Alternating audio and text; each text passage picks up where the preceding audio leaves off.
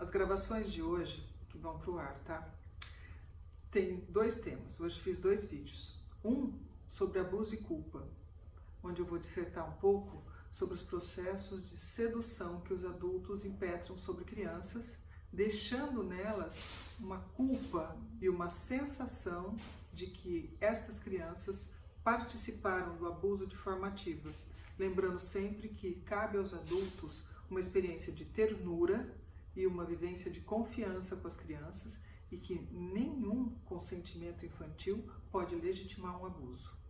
E o outro tema foi sobre o suicídio, onde eu vou explicar que frente ao déficit de subjetivação, frente à capacidade de não ser, frente à impossibilidade de preservar aquilo que lhe é subjetivo, o suicídio passa a ser uma opção para preservar o mínimo de individuação que esse indivíduo, que esse sujeito possa ter. Então, este é o tema desses dois vídeos de hoje. Obrigada. O tema de hoje é um tema denso. Nós vamos falar sobre abuso e culpa. Tenho atendido casos onde, a partir do relato do abuso, o jovem ou a jovem, ou a pessoa que sofreu o abuso, relata assim: bem, mas eu não entendo que tenha sido um abuso, porque apesar de eu ser criança no momento desse abuso, eu consenti. Então, é uma temática que aparece de modo recorrente aqui na clínica. E o que a gente precisa compreender é que crianças, elas devem ser cuidadas pelos adultos e elas devem ser protegidas pelos adultos. As relações entre crianças e adultos devem ser atravessadas pela ternura e pela confiança. Um adulto abusador, um adulto pedófilo, um adulto que se propõe a este tipo de prática com pequenas crianças, ele é um abusador, embora tenha o consentimento daquele que foi abusado. Porque é importante a gente compreender que o abusador, ele pratica rituais. É muito comum que esse abusador ele seja alguém de confiança deste menor ou desta criança que sofreu o abuso. E a prática da confiança, ela é sucedida também, as relações de confiança no ato do abuso, ela é sucedida por relações de agrado e sedução.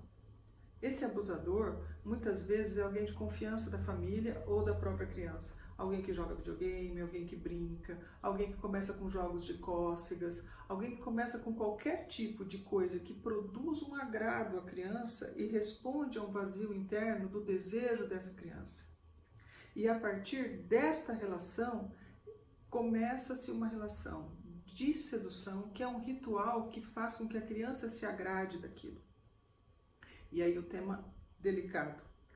Se você estimular uma criança corporalmente, é muito possível que ela sinta prazer. E o abusador, o pedófilo, ele dentro dos seus rituais costuma praticar uma ideação de culpa para com esta vítima. Ele faz convencer esta criança ou esse indivíduo que está sendo abusado de que aquilo é bom para ele, de que aquela prática é consentida por ele. E muitas vezes esta criança que está sendo vítima de abuso passa a achar que sim, ela consentiu com o abuso. Mas veja, este consentimento não indica que o abuso foi legítimo. Muito pelo contrário, qualquer relação entre adultos e crianças, repito, deve ser atravessada pela ternura e pela confiança. A criança consente, mas ela não deve ser levada a sério em casos em que ela consinta. Porque o adulto que isto pratica, ele é sim um abusador. Cabe ao adulto o cuidado com a criança. Cabe ao adulto a prática de ternura com a criança. As práticas educativas com os seus jovens. Então, quando o abusador faz com que a criança sinta que ela consentiu e que ela tem prazer, a criança passa a sentir culpa. Este é o X, esta é a grande questão que faz com que estes jovens não denunciem seu abusador. É a crença de que a criança vai esquecer ou de que a criança consentiu é que dá ao pedófilo, é o que dá ao abusador a sensação de que ele não será denunciado. Isto legitima a prática. Isto é tão grave quanto o ato do abuso em si. Então, o que eu vim trabalhar hoje é esta questão.